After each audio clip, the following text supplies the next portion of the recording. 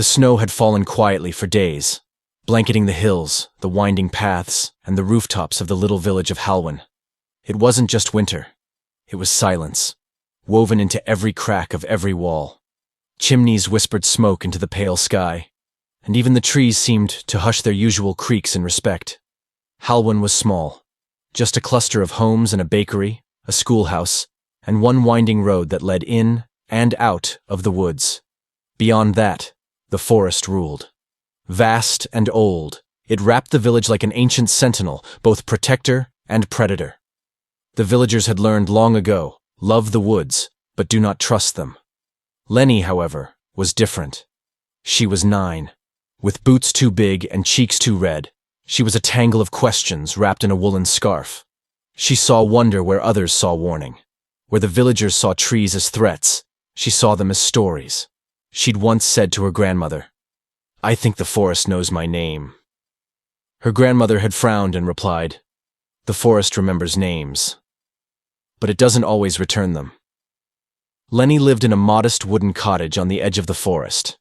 Her parents were often away, seasonal workers who traveled for the lumber trade. She stayed with her grandmother, a woman carved from weather and prayer, who wore worry like a second skin. Lenny had been told not to go too far, never past the stone arch, never near the creek when it iced, and above all, never stray if the sky turned white too quickly. But Lenny was a dreamer, and dreams don't always listen. That winter was harsher than most. The snow came not with warning, but with a whisper, quietly folding over fences and windowsills, until the world forgot what green looked like. Children stayed indoors. Firewood vanished faster than it could be chopped. Still, every afternoon, Lenny stood by the window, watching the edge of the trees. "Just for a minute," she'd say to herself. "I'll be back before supper." And on that fateful day, when the snowflakes looked like falling stars and the forest seemed more quiet than usual, Lenny stepped outside. She didn't know it then, but the path she would take that day would not be one she recognized. And that someone, something, had been watching, waiting, not to harm her, but to lead her home. It was just before twilight, when the light hangs golden and the shadows stretch long, that Lenny slipped out the back door. The snow was falling again, not heavy, but soft like sifted flour, dusting her scarf and eyelashes. Her grandmother had dozed off by the fire, and the house was wrapped in the stillness only winter could provide. Lenny didn't mean to wander. She only meant to walk to the creek, toss a few stones, and come back. She'd done it before, dozens of times. The creek was her favorite spot, part mirror, part whisper. But today, the snow had changed things. The path she knew had disappeared beneath a fresh white coat. The old footprints, hers and others, had been erased. Trees that once stood like friends now loomed like strangers. Their branches dripped with silence. She walked farther, thinking she'd gone the right way. The cold kissed her cheeks. Her boots sank deeper. The sound of the creek, usually so clear, was muffled, absent. Then she turned around, and realized she didn't know where she was. A small knot of fear began to twist in her chest. She spun again, trying to retrace her steps. But there were no steps to trace. The snow had swallowed them whole. She shouted once, "Grandma?" Only the wind answered. Twice more, louder. Nothing. The trees didn't care. The forest didn't answer. Lenny's breath came faster. Her mittens were damp. The hem of her coat was soaked. Her heart began to pound in her ears. She wasn't far, she told herself. She just had to keep walking. Find a tree she knew. A rock. A shape. A sound. But the deeper she went, the less she recognized. Every tree wore the same snow. Every shadow looked the same. Her fingers ached. Her legs felt heavy. Still, she walked. Until the sun slipped fully behind the clouds and the gray of dusk took over the white of day. That was when she fell. A hidden root, slick with frost, caught her foot. She tumbled sideways into a drift of snow, her knees striking something hard beneath.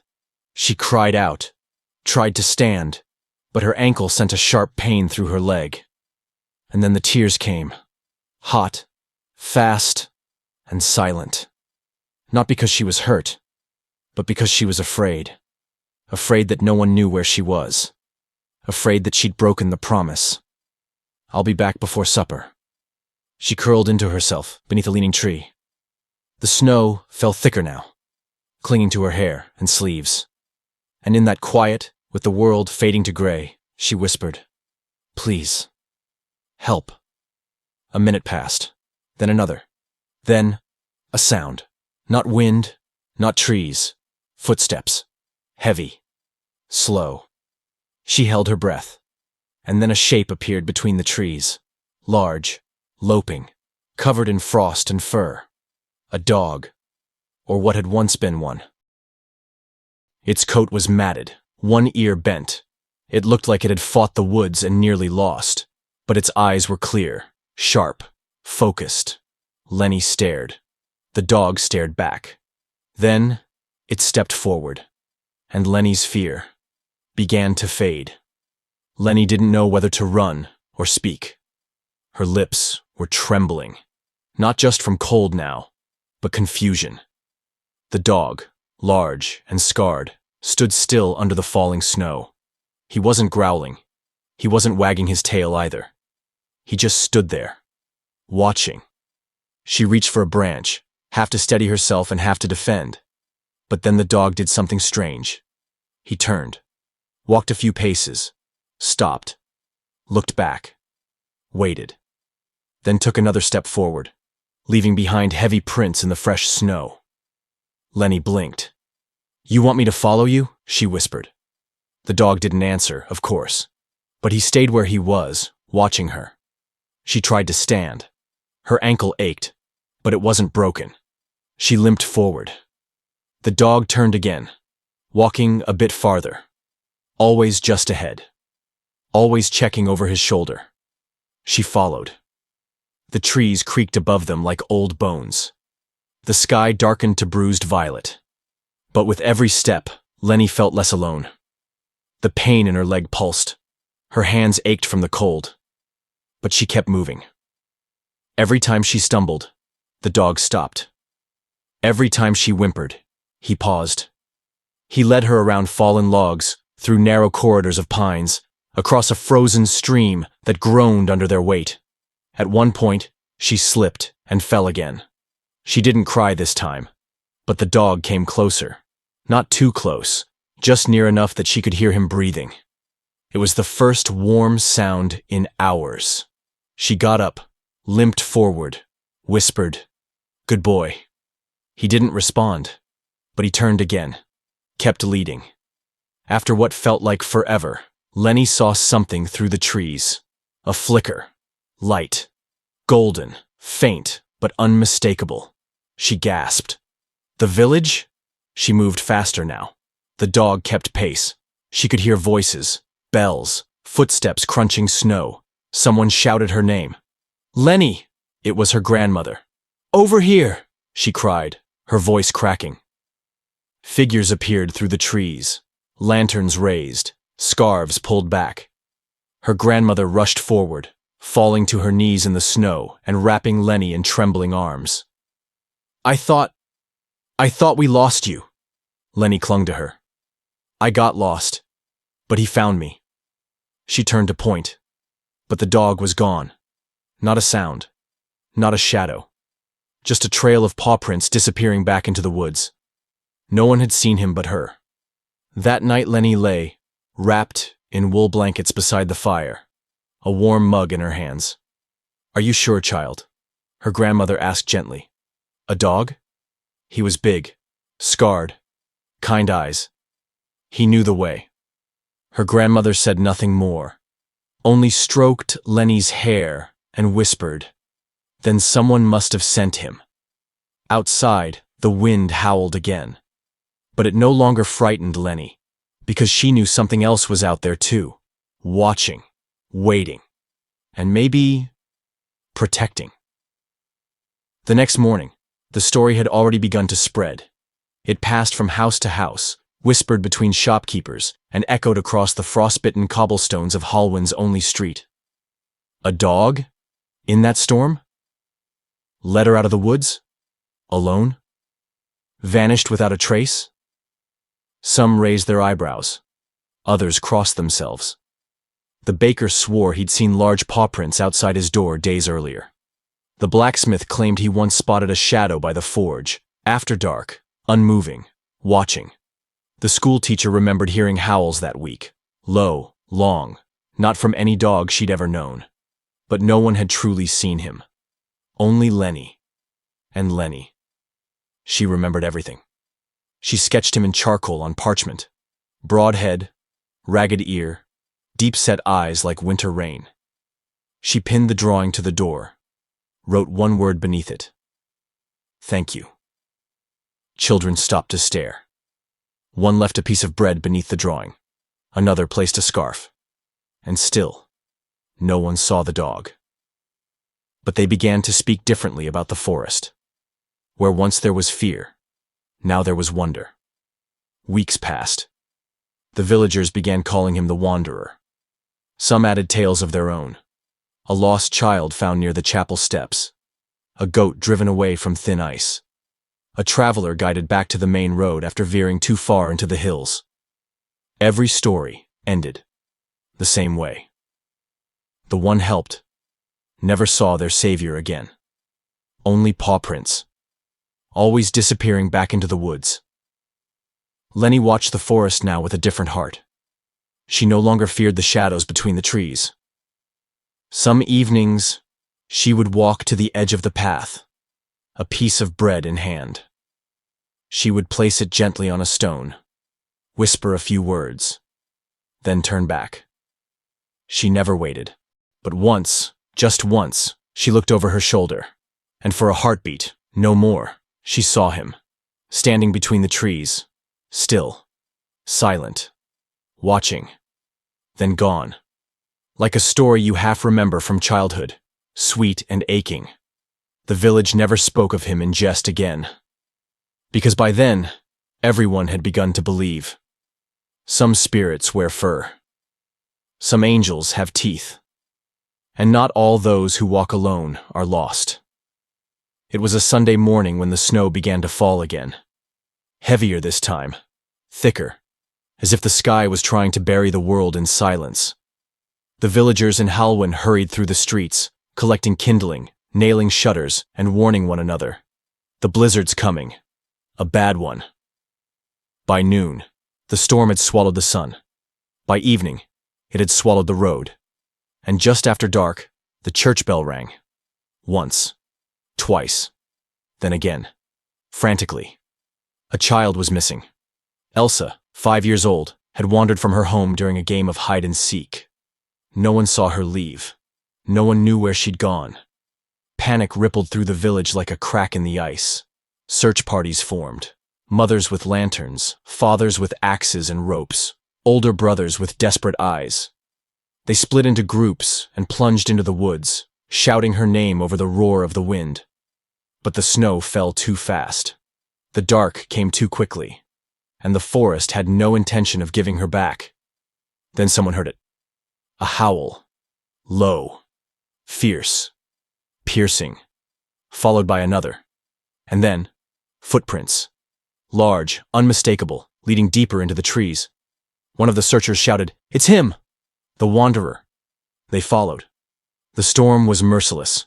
Branches cracked above them, and ice bit into skin. But they pressed forward, following the paw prints, hoping, praying. Then, suddenly, they saw it. A patch of red, Elsa's scarf, fluttering from a bush. And beside it a shape. The dog. Curled tightly around the girl's small frame, shielding her from the wind, his body arched like a shelter, unmoving. For a terrifying moment, no one breathed. Then the dog lifted his head. His eyes were wild, but clear, and full of life. Elsa stirred beneath him. Alive. A cry of joy rang out. Blankets were thrown, arms outstretched. But the dog stepped back before they reached him. He gave one final look. At the girl. At the crowd. At Lenny, who stood shivering with tears in her eyes. Then he turned and walked back into the blizzard. They never saw him again. But Halwyn would never forget. Some said he was a soldier's dog who never stopped protecting. Others whispered he was the forest's spirit, sent to defend the lost. But Lenny knew the truth. He was kindness, in its purest, wildest form. And he had done the unthinkable. He'd saved them all. Not with words, not with fame, but with loyalty, with love, and the courage to walk back into the snow, knowing no one would follow. Spring came slowly to Halwyn, like a tired guest reluctant to cross the threshold. The snow melted in trickles, forming quiet streams through the village paths. Children returned to the fields. Doors were left ajar again. But something had changed. The village, once quiet in fear, had become quiet in reverence. Lenny often walked to the edge of the forest where the last paw prints had faded. She would sit there with a notebook in her lap, sometimes drawing, sometimes just listening. One afternoon she built a cairn from flat stones and placed it beneath the leaning pine closest to the tree line. On the center stone she carved a single word: Wanderer. Below it, in smaller script, "You found us when we were lost." The villagers added to the memorial in their own quiet ways. A red scarf, a wooden toy, a rusted dog tag with no name. No one claimed it. No one questioned it. Stories of the wanderer grew beyond Halwyn. Travelers came, asking to see the forest. Some brought their own tales, of a strange dog on a mountapass, of howling in the dead of night that led them home. But Lenny knew her truth. The dog wasn't a spirit. He wasn't a legend. He was real. Flesh and breath and memory. He had no master, no collar, no leash, only purpose. And when that purpose was fulfilled, he did not wait to be praised. He left. Because that's what guardians do. They do not stay for the reward. They stay until they're no longer needed. Years passed. Lenny grew. Her drawings became paintings. Her stories became books. One of them, small and bound in blue cloth, sat on the shelf of every home in Halwyn. Its title was simple: The Wanderer, a true story. Children read it under blankets. Parents read it by candlelight. And some nights, when the snow began to fall again, families would gather by the fire and listen to the tale one more time. And somewhere, out beyond the reach of the lanterns, beneath the stars and shadowed trees, a shape might still walk, unseen, unheard, but remembered, always.